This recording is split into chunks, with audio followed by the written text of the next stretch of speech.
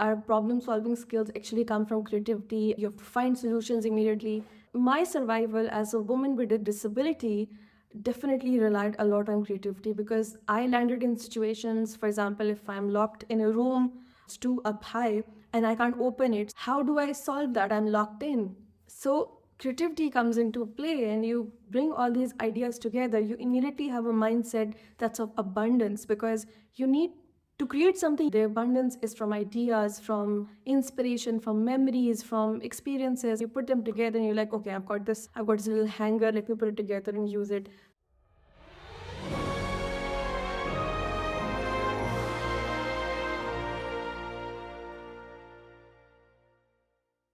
So very excited to have my friend Tanzila here all the way from Sweden. Thank you so much for tuning in and joining us. I think it's so important we get a chance to continue to educate and learn and empower those voices of leaders around the world.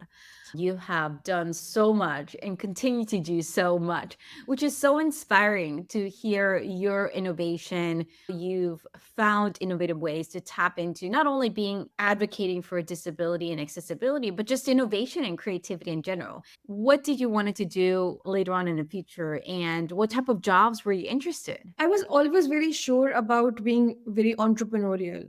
And I remember my first memory of entrepreneurship was when we were visiting my village. All my cousins were there, and there was a little bit of shortage of soap. We lived in a household where there were a lot of rooms, but there was just one bathroom.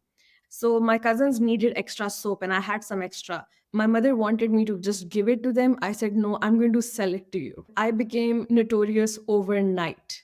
I was someone who should have been kicked off from the family because you're bringing a bad name. So I had to face all these things, but I stick to the plot and I said, I'm going to sell you this bar of soap if you need it. And eventually, I think that's when I found out that you have a choice. You can monetize your resources and skills. And for me, I eventually discovered that my creativity and problem solving were like two infinite resources that were available to me to solve my own problems, which was accessibility and inclusion, and also to create solutions for everyone around me. Those are really business strategy decisions that you've had in fifth grade and even when you were younger. I'm curious what inspired you to know those are the type of approaches you can do or want to do. What inspired you? I think at some point you realize that you can monetize what you're creating. I spent the summer creating these friendship bands. By the end of the day, you also need money to sustain yourselves. When you're young, you're always looking for those extra ways to create more resources for yourself. And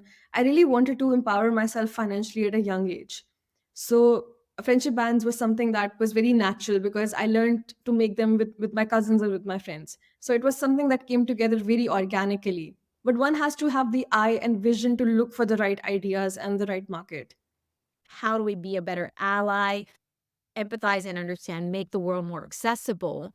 I guess I understand for able people, they feel like they want to help. So tell me a little bit more. I know there's situations sometimes you do appreciate having that help because it's needed, but sometimes you're like, no, what are you doing? You're a complete stranger. I didn't ask for your help. So what has moment like that been for you? Definitely, one of the products of my creativity has been the response to the conversation on accessibility. So, the whole world should be accessible for people with disabilities and people who are without any particular physical disability. At the same time, I feel the conversation is more hushed. It's literally around the charitable mindset. And if we don't come out of it, we will not be creating substantial, impactful solutions. So the board game happened, which I have right over here, which I'm going to show you, Woopie Town. This is a board game that is not just entertaining, but it's a gamified concept of what are the benefits of when you become more accessible? How does the community look like? And it's not hypothetical because these are real examples. For example, there are four players, each one of them have a disability, and they compete to create a city, which is the Woopie Town, more accessible. We can just see right in the game that if a hospital or a cafe or a cinema or any property, even a house is accessible, what kind of benefits can you get? Yes, there could be monetary benefits, but there could also be the benefits of connection and community coming together.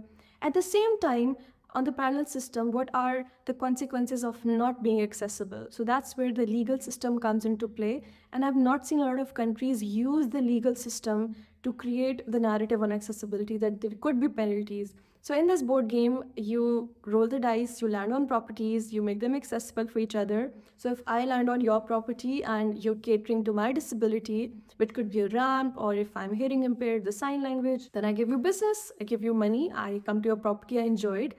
But if it's not, then I sue you and I take you to the court, Monica, which I'm sure is never going to happen because you are a darling. But in the game, we all tend to get breathless a little bit. So that's the kind of competition I want to trigger, and it's inspiring. So I hope we get to play this game soon with each other.